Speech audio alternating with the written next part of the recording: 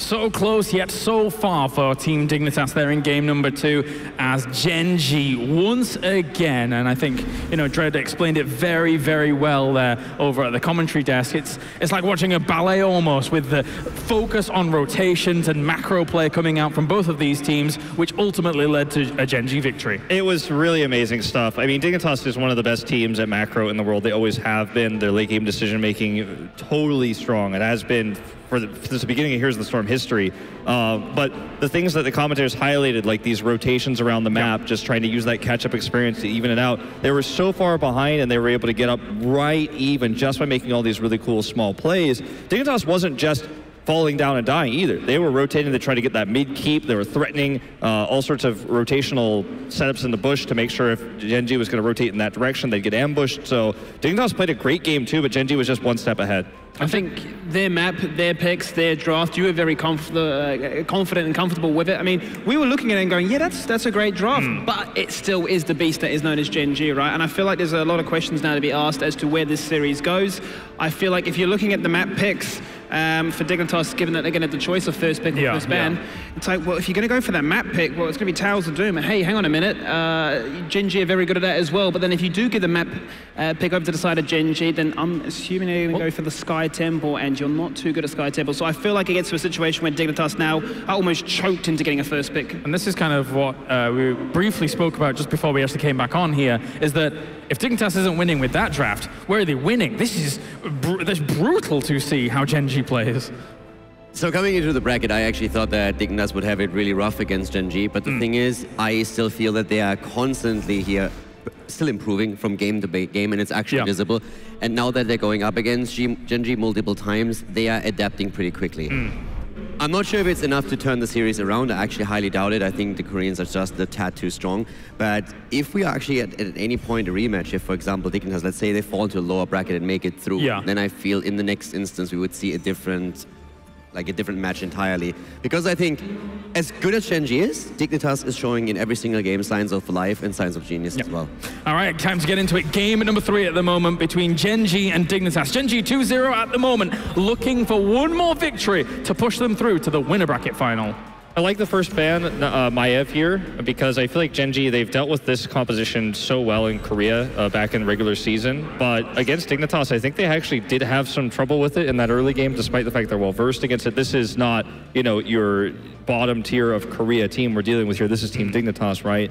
And the pick it worked really well for Gen.G. It's a stronger map for the Maev. And because they have first pick, they can go back to that Malfurion we were talking about that's more reactionary. But the one thing that I also want to highlight is that Gen.G currently is doing something against Dignitas, which in the European League setup we have not seen to this extent. They always deny Dignitas Malfurion. They either pick him first themselves or they ban them if they're not first pick. So we talked about how Malfurion stands above any other support for most teams, and that's more so true for Dignitas, where Zelia absolutely excels with the hero, has one of the most insane records in European League play. He's sitting at 21 wins and 3 losses, and Gen.G is just simply saying, no, you can try and deviate, but we know that your Stukov is not as strong, none of your other heroes is as strong as your Malfurion. This is the one tool that you have. We're going to take it away every single time, and whatever else you throw at us, we can deal with it. Yeah, Sake is stuck to this Malfurion pretty much without a doubt throughout the entire playoffs, or even just during the group stages leading into this one. So it's a very comfortable pick for them. And it seems to me as if they just have Dignitas picked to the post to every stage of this draft. I mean, we've seen them in the execution. Obviously, that's 9 attempts to the law. But in terms of drafting as well, if you are feeling very comfortable with what you have and able to execute that to a T, then it's very difficult for Dignitas to try and showcase otherwise. They had their closest showing in last game. Tomb of the Spider Queen, though, is once again an EU classic, but Gen.G are no stranger to this map.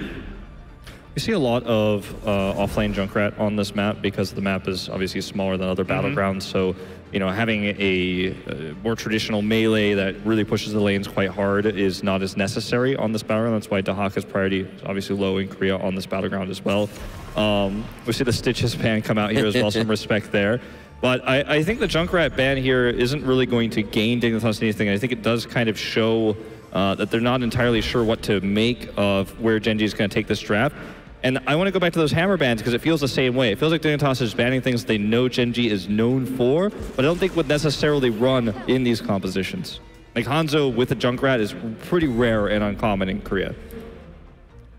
Stukov and Jane are going to come out once again to showcase some burst potential. I like the fact that they banned the Stitches. We know how strong JPL is on it, and we know there's a big affinity in Korea for them going Genji, locking it in with the Ufa, and that is your bread and butter composition. You got the hook, you got the reliable Hammer of Justice, stun in place, and if you do have that Jaina there as your follow-up burst, you have a lot of CC to smack through somebody. So heads up drafting from Gen.G, a lot more calculated as opposed to sort of the blind ban on the Junkrat there, Caldor. There's another aspect to it too, because Dignitas likes to fall back onto a Stitches draft when there's a lot of pressure on them and when they're on the back foot. That doesn't really happen as much anymore. They still throw them out every now and then, especially on Tomb. But when they are under pressure and when they have to play from behind, that is a great comp. You rely heavily on your hooks and you rely heavily on getting these isolations. But if any team can make that happen on this map, then it's Dignitas and of course to an extent Fnatic too. I still like what we're seeing here from Dignitas what they draft. I feel Gen.G is going to allow them to rotate quickly on the maps and trying to get that early pressure. We talked about that Stukov and Jaina aspect. They just need another tank for initiation. Could be Muradin that they're going for. If it was Fnatic, I would probably highlight an Uberaka at this point, but they definitely need someone that can get that initial stun in. The Lunara is, you know, a little bit puzzling to me for Gen.G. Obviously, she's proven to be quite strong throughout this tournament in the right hands. To add that asterisk there. She does a lot of damage in terms of dealing with the structures and pushing the lanes with her Nature's Calling. She can also scale well into the late game if we do end up getting to that stage, which does happen quite a lot with European teams, especially versus Asia. But it's not a common pick for Korea. It's not a comfortable pick. And it's fairly risky into what Dignitas is running, so I'm not a big fan of it. But again, we haven't seen Korea do this in a long time since double support running the Lunara, so how well it's going to fare is yet unknown. Thoughts on the Varian? I mean, I wanted an initial stun. I expected something along the lines of Muradin, especially with JPL's preference on the hero. Varian fulfills this same tool, but he doesn't have... I mean, it's a little bit interesting because we've seen him only against Tracer so far. Yeah. So that still helps you from 4 to 9 to get a lot of kills, or it should help you because you just simply go for the taunt, you go for the silence, you have the damage there. The question just is Gen.G going to give them these kills? But Dignitas is definitely trying to get early game kills and snowball it from there through a double turn-in. Time for predictions. I really don't favor the draft of Gen.G, and I think that Dignitas has built a draft to control that early game, something that's been the theme of this entire best of 5. But at the same time, I've lacked faith in them in the group stage. I was wrong. They were able to, even after taking early losses in Game 2, bounce back, and I'm going to stick with my Gen.G prediction here. I'm liking what Dignitas are doing personally. I'm going to stick with the Gen.G prediction as my going forward, but I like Dignitas are highly prioritizing the early game. That is where the strength comes from. That is their best shot at trying to take down Gen.G. It's just the consistency leading into mid to late game where Gen.G are fantastic at stalling things out. You hit 20, and they say it's game over. I'm actually going with Dignitas. Okay. I think they have... I like the idea. They come in and they say, okay, what we tried so far didn't work. Now we need to try and get early game kills. Let's try and make a snowball happen. It's high risk, but if they play it perfectly, I feel they have a bit of a chance there. For me, I feel Garrosh has to be the one who every single time someone gets attacked, he needs to flip the target out. And Dignitas is hoping for a snowball. I think they have what it takes to get it. I mean, it's like, at some point I have to vote for the Europeans here. I can't go 0-3 against them. So yeah, I'm saying this is the game where Dignitas has a chance. I think it was their best chance of all 3 drafts, in my opinion as well. There is a strategy there, and I like it. Well, I have to go back to Gen.G. I'm sorry. No dance? No dance. You're not joining me here? I got close in the previous game. Kaldor dance instead. That's what's going to happen. Yeah, Kaldor will dance if they break the streak. There you go. Definitely not. It's going to happen. It's a promise. There you go. That's what he said. He said it in German to me. 59% to 41% in favor of Gen.G. Where's the loyalty, chat? What's going on? The only thing I have to say to that is gleich klatscht das, aber kein Beifall. I couldn't hear you because my producer was talking at the same time. So let's go over to the commentators as well and see what they think. What do you think, boys? Well, I think you put it best was if they couldn't beat them with their first draft or their second draft, what can they beat them with? Dread, I was not expecting a Varian to be the answer. Yeah, Varian with the snowball opportunities. It's nice in theory, but the trade-off in the mid-game to late game, Dignitas cannot make a mistake, even if they begin to get that snowball. You have to believe. You have to take this on faith. I tried once. I have faith in 33-0. Yeah, exactly. That's what I have faith in. There you go. Don't come at me with that logic, okay? Have fun, guys. All right, well, I actually did get that translated in my ear. Caldor will be dancing, right? So everybody has something to look forward to. He's not on screen to deny it anymore. Needless to say, Dreadnought, we've got Gen.G up 2-0, and a variant pick here when the Stitches was denial. We know Dignitas loves to go back to that Stitches. Yeah. And now we're going to figure out if Gen.G can close this out and move on to the winners finals here. Where in blue we have Malfurion played by Sake, Rich on his Hanzo, Tits going to be on Garrosh, Reset is on Lunara, and Leoric played by Kyocha. Give it up for Gen.G! Barely hear you over all the B steps. Dignitas going to be on the right here in red, as it will be Wubby on Blaze, Snitch on Genji, Zalia on Stukov, Poik on Jaina. JPL seeing if he can get those taunts on the variant. Give it up for Dignitas. Already got to start this out. Respect with Dignitas, understanding that their kill potential does not exist. You know, it gets heightened when they have the opportunities to be able to try and get this minion wave block. The goal for this is to make the halfway point where the minions typically meet a little bit closer to them, so the kill potential that much better into their favor. But a nice Wraith Walk immediately out from Kyocha, and it looks like rotational advantage is going to fall in favor of Gen.G pretty heavily here. Snitch already putting quite a bit of pressure there on to Reset on that Lunara. That will be a point of interest for Snitch throughout this game, is to try and get on that somewhat squishy backline with the Malfurion. If he can get going in that late, or in the post level 10 essentially, then they do have that. But again, a lot will be prioritized on that front line. You get that charge, you get the taunt, you get the lurking arm, you get Jaina, you get a swift strike. We could be looking at that early game potential. But in that downtime, until the 4 marks hit, Gen.G, the world is theirs. Rich should be as dominant as he possibly can be within the 4-man, looking to get a lot of stacks there on that level 1 choice from him. But it's really, you know, Hanzo is one of the best at dictating control when looking at these top and middle lane here. You know, I often think of Heroes Hearth and Crow and how often we saw them constantly use this hero to kind of dictate the pace of the game.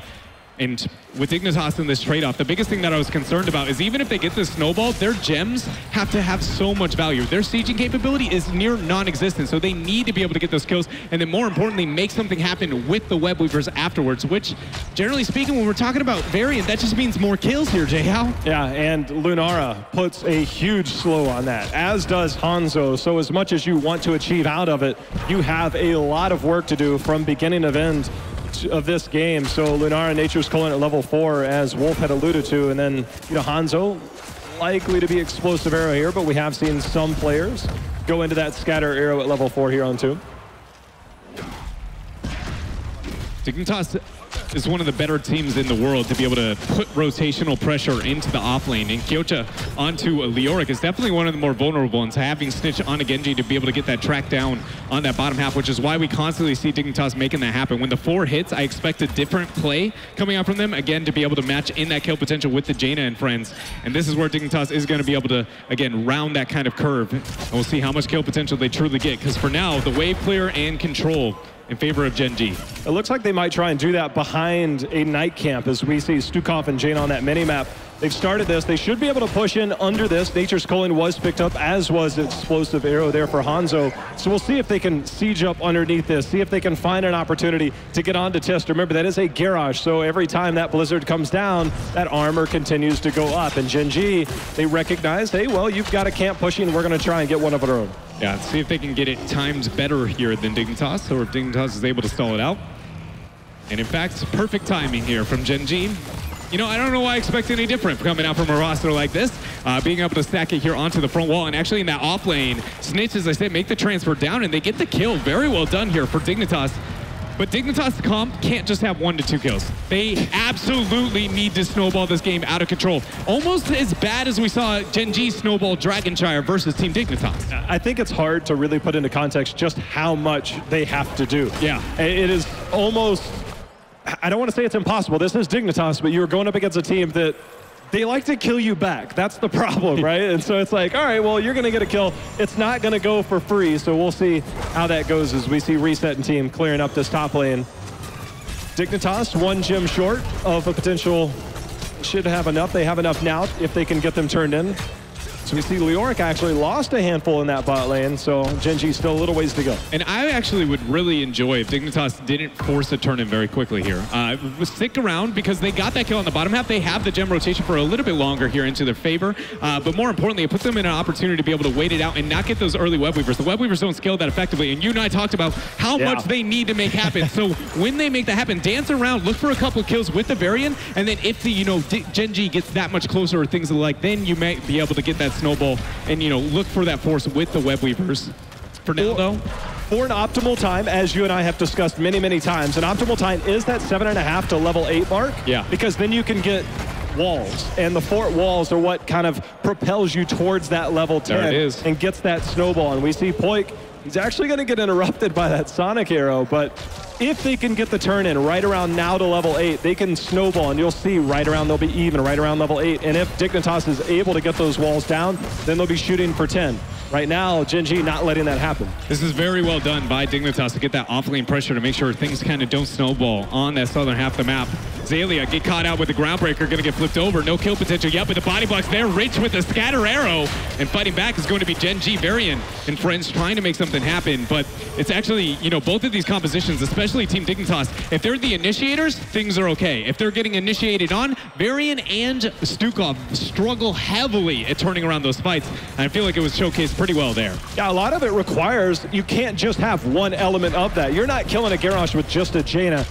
Maybe, I guess, if you get that level 16 talent, the armor reduction, and then get that level 1 completed, but that is much later in the game. Needless to say, Gen.G here with the first turn, and not going to be that of Dignitas. We'll see how much they can get done. As you can see, that mid-wave did take some early siege damage from that night camp. This is going to be Gen.G's opportunity to potentially snowball this, but JPL and team seeing if they can get a pick in the meantime. Looks like they're going to have to concede, fall back, and defend. Yeah, at some point they're going to have to fight past one of these web weavers to try and catch Gen.G in rotation. But we need to keep in mind that there are about 30 to 40 gems in the hand of Dignitas. So if something happens more than just heavy amount of sieging, and keep in mind the major experience spike that we're going to see Gen.G be able to claim for themselves with this web weaver phase, it's very difficult for Dignitas to find that next turn-in opportunity.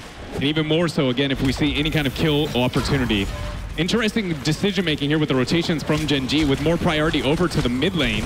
Top's been cleared out for Team Dignitas, but likely we're looking at the first fort of the game. And again, 10 is closing so very close. Poik and friends getting chunked out by a scatter arrow. I hear Rich is pretty good on this hero. Needless to say. He's all right. Yeah, I'd say that Poik is like, I probably shouldn't have been that close to the wall, but now Gen.G, here's the close to 10 mark that we were talking about. Didn't quite get as much. Obviously, they highly prioritized that mid lane. Sometimes you'll see that you get closer to 10 quick enough, and then you can just force your way in with that threat of 10. Instead, Dignitas, they're awfully close here. A couple more waves. We'll see if Snitch is going to sniff out reset there. Rich going to hang out for a little bit. Got to be careful. I was going to say, 10 is here, and there's going to be a taunt available. I don't think he's making it out of here, Dre. Yeah, he's not going to make it out. No response available for Team Dignitas. And now I want to bring it back to the decision-making on what fort to prioritize for Gen.G.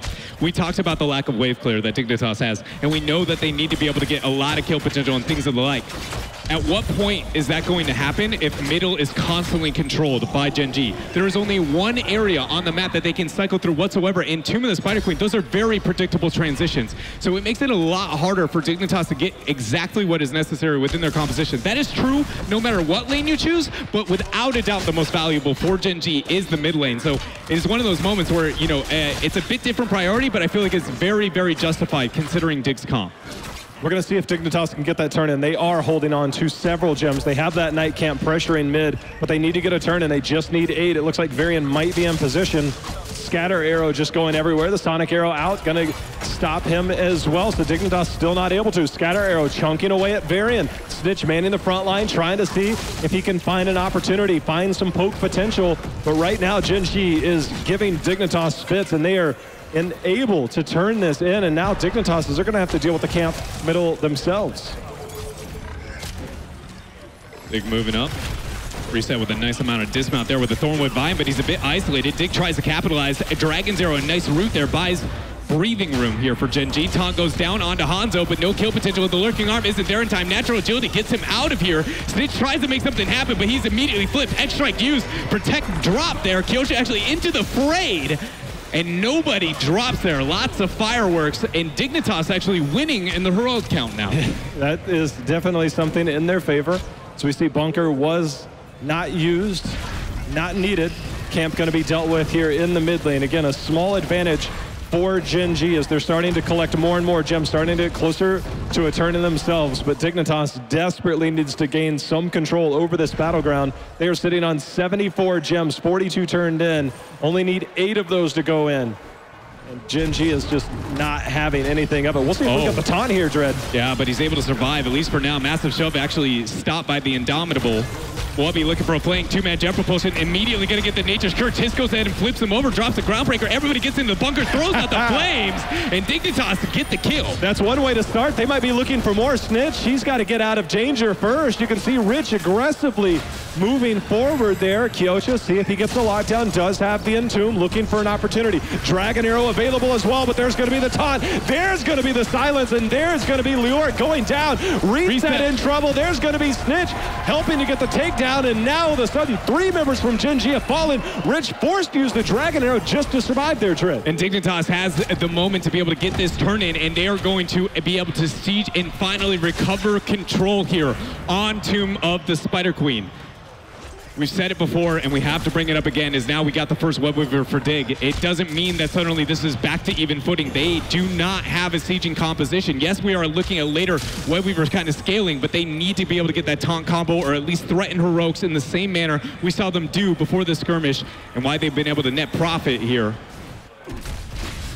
Kyocha just taking so much damage. Nice dismount there onto JPL. Indomitable used into the fray, toss over. They realized the threat was there. It's going to be the jet propulsion into the lurking arm, but JPL not able to close that gap. Good roots put down by Sake, trying to buy time. Snitch going in, putting the pressure onto Rich, starting to take fort shots, however. Scatter Arrow, oh my God. Yeah, forces out the X-Strike. And I'm not going to lie, Snitch had to use that X-Strike or he was dead. Moving into that corner, Rich very much trading up for the team. Keep in mind, Lunara doing her best to get rid of that top Web Weaver and middle Web Weaver, using that Nature's Coal and turning around for the team here. So a very good 1-4 split from Gen.G, and without Dignitas netting that kill that they needed, again, this is now Gen.G looking at that and going, where are you going to be able to win this game, Dignitas? Because these Web Weavers are not getting as much as they definitely would like. They have the blow-up potential. JPL moving to the top, seeing if he can maybe get something set up. However, Jaina is bottom, and now JPL on an island by himself. The heal's going to go out. Dragon Arrow is going to lock down 2 members. JPL, he will not survive. Kyocha, he's trying to find another. There's going to be gems falling. Thornwood Vine going to be thrown out in a moment. Scatter Arrow used into the fray, actually forcing on the massive shove, but it does not matter. Zalia ends up going down there. And, Snitch, oh my goodness, with that natural agility over the wall. Rich is not afraid of anything, forcing out the Tranquility. Jaina and the welly damage might be there. Kyocha trying to get enough, the Wraith Walk through to try and cripple the members of Gen.G, and they see Team Dignitas turning around a little bit of this fight here, at least getting the kill onto Rich. The biggest thing, though, out of these skirmishes is Dignitas has actually only lost 20 gems. Wubby has been able to keep hold of 60 of them. Well, now we're going to have another Web Weaver turned in here. Siege Giants, though, have bottom lane pushed out very, very well here for Dignitas, but that could have gone so much worse for Dignitas. Gen.G, they'll be rounding the 16 talent tier here in just a moment. And you know Dignitas will have to respect that as the minion waves start to move forward. They're going to have to concede probably both of these forts eventually. It's just a matter of how much can they try and turn this around. Jaina, a big part of their wave clear, as is Blaze. We'll see their positioning here momentarily. Snitch is getting pressured on the top half. Groundbreaker didn't land. He actually gets the cyber agility over the wall before the top, but then the root there from Sake. Another Groundbreaker set. Oh, my Scatter Arrow. Rich never misses, dude. He literally can curve the bullet every single time. He hits the smallest of walls and always hits the kill target there. All right, top lane looks like where the focus is going to be here for Gen.G. No 16 yet. Jaina does have that wave clear available. Blizzard goes down, but not before Big One takes a little bit of a break, puts out a little bit of damage as the minions go down, as will the keep wall here in just a moment. The Gen.G respecting the 16, now picked up here for Dignitas. Does have that kill potential. It looks like Wubby still hanging out in that bot lane. 69 try and get that to his name. Yeah. Looking to get a backdoor turn in, but there's a 10-second difference here after that Web Weaver ends up dropping. Arian looking to join in with him as Dignitas pick up the night camp for themselves. Every time we've seen Dignitas do this, there has been an immediate answer from Gen.G doing the exact same thing, and that's not going to stop here. 3 nights in, 3 mirrored responses from Gen.G. Jaina did go into Northern Exposure, so that armor reduction on 16 when you do hit that cone of cold. So we'll see if that can have an effect here to get those blow-ups. They've been looking for them, but only 5 kills to 5 so far. Dignitas still unable to find the big one, the big team fight that they're looking for. Gen.G starting to move forward. There's going to be the Dragon Arrow. It's going to part the seas. And now Kyocha, can he get in there, Dread? Yeah, he was looking for a big entomb opportunity there on the point, but able to make it out now. Still quite a few gems necessary here for Gen.G before they have an opportunity for a Web Weaver phase. Not getting the top keep puts them in a position to not, be able to threaten that boss like we traditionally see, and also looking at, not full scatter build. Understandably so, considering it's tomb, but that does lower the boss racing capability for Gen.G. While be caught out, gonna get flipped over, forcing out a bunker. Bunker already down though, but JPL see it. They get the target. They get the instant blow up onto Rich. They get the second kill. That's going to be Sake going down. Charge in onto reset is going to buy a little bit of time as the end of the fray goes, but that was insta kill. Instant kill, and Dignitas waste no time. They're going to make the transfer out here towards that boss. You might be asking, why not go for the Web Weaver phase into the boss itself? And the answer is it's easier for Gen.G to be able to respond if you go in that order than going into the boss in the Web Weaver phase directly behind it. There's not going to be enough gems available whatsoever on the map for Gen.G to make it happen and get a Web Weaver phase for themselves. So instead, the answer is getting Siege on the bottom half of the map, looking to get the Giants to make that Web Weaver phase that much more difficult, or at least less profitable for Dig. Again, it's a window where Dig is getting a small victory, but they need map control, something else with it. And this is the moment where they gain control of this game, if they ever do. The hard part is Siege Giants will take control of the bottom, so they have to make that something happen here in the top lane. Boss moving forward, and that is a massive minion wave here with it, and the Web Weavers will be soon to follow as they're still down in experience, but it's about to be made up for in abundance here. You can see Kyocha going out, trying to reduce some of the damage. Boss, about 50% health. Web Weavers now have spawned, Dread. Lunara still not joined whatsoever here, showing herself on mid, so a 1-4 split again for Gen.G, and Dignitas have to capitalize on this. They need to use the kill potential of their composition while they have a man up. Kyocha, Wraith walking through the members. They go in with another jet propulsion along with the lurking arm, but they buy time there with the Dragon Arrow. Bunker drop, looking on the back line. Kyocha in the 1v1 into Poik, but they turn around with the X-Strike and they get the kill. Get it for now. The keep starting to fall. They might still have enough behind this as it is a 5 versus 4. No 20 tier yet. So Water Elemental spawn, they're going to go ahead and retreat, fall back, look to cycle out over mid, see if they can get some more structure damage in. They should also have enough for another turn in. We'll know here momentarily as the last Web Weaver still barely surviving. But now the race for 20 here for Dignitas. Could this be the moment that they're able to start to gain complete control, potentially try and end this game, get back in the series? As we see 78 gems reside in the hand of Dignitas, and they will be able to pick up 20 talents here advantage. In that downtime, they need to be able to force that Web Weaver phase. Middle fort still stands, so rotations are a little bit more difficult. Typically, you'd say you want to be pressuring in the middle half of the map at this point in time, but do you want to waste that much Web Weaver, kind of HP available, as it does lose HP with distance and time? We'll find out. Dignitas rounding the 20, and Web Weaver, can they close out this game?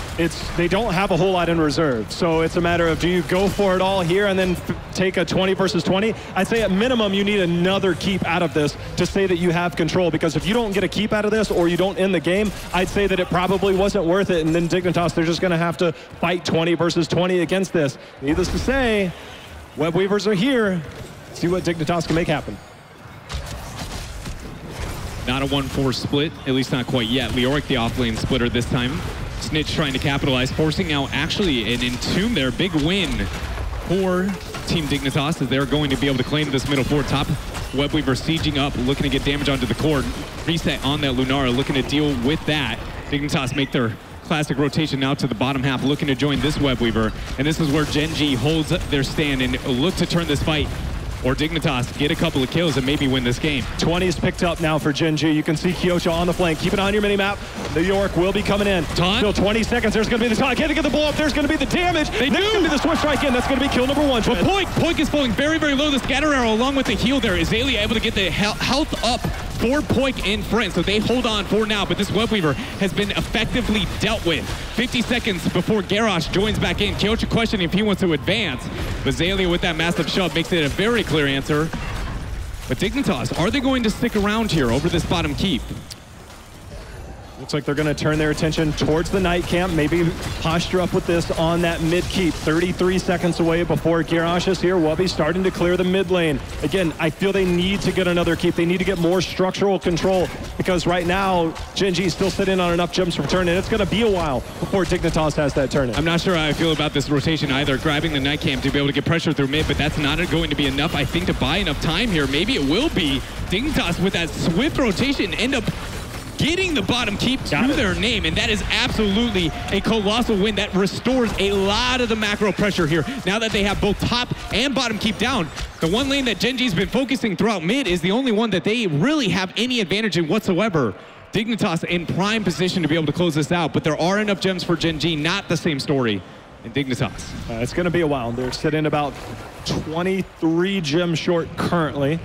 Boss still a point of contention as we start to move through this game. Getting all the camps, help continue to keep these lanes pushed out. But right now, Gen.G, it looks like they might have that turn in. As long as there's camps, as long as there's catapults, this neutralizes a lot of the potential push from those Web Weavers. So nice heads up play here by Dignitas. I feel for Gen.G, Dread, because they just had enough for turn in. They might need to be aggressive with this to make it even halfway worth it. Completely agree. And actually, Dignitas see this, and they're going to get the, at least attempt to get the pick onto Sake, but Snitch forced to use the X-Strike. Wubby comes in with the Jet Propulsion. Dragon's Arrow lands onto 4 members. Rich and friends poking and prodding Snitch, trying to get the retreat. Keep in mind, Leoric flanking from above. This is a very risky position for Dignitas. Oh my Entomb. This is going to be a problem for Dig. Buried alive. Let's see if he can land it. It's going to land under 2 people, and let's see if that's going to be enough. Bunker not in position, and that's going to be 2 people down already on the side of Dignitas. JPL trying to get into that bunker, trying to get out on the other side. Wubby pushing back, but I don't know if this is going to be enough. Tranquility's holding Dread. Yeah, JPL trying to kite and keep himself alive, but it is not going to matter. He is the 3rd man to drop. Wubby kiting away, but Kyocha's not going to let that happen there. And with these 4 members of Dignitas down, Gen.G likely looking to lock in this game and shut out this series. They should have it. I mean, this is still a long time before we see the members of Dignitas up, and those Warriors especially. And right now, Gen.G looking to close it out, keep starting to fall. Web Weaver shortly behind them. This looks like it's going to be enough. The Web Weaver phase came online, and both you and I were talking about how much aggression Gen.G needed, but Dignitas, with the ones trying to force the hand and force the error on the other side, not expecting that flank from the Leoric there. They didn't need aggression when Dignitas brought the fight to them, and great counter answer here from Gen.G, and only further their advance through the rosters and bracket here at the Mid-Season Brawl. Just so surprising to me that that was the call. Obviously, Snitch maybe overstepped his boundaries with Gen.G there, but a perfect reaction from Rich, who's very well aware of what was about to happen as he hit a perfect Dragon Arrow on that X-Strike on the way back that ended up hitting 3 members. So credit where credit's due. Gen.G is a dominant team, but I feel like that game right there, Dignitas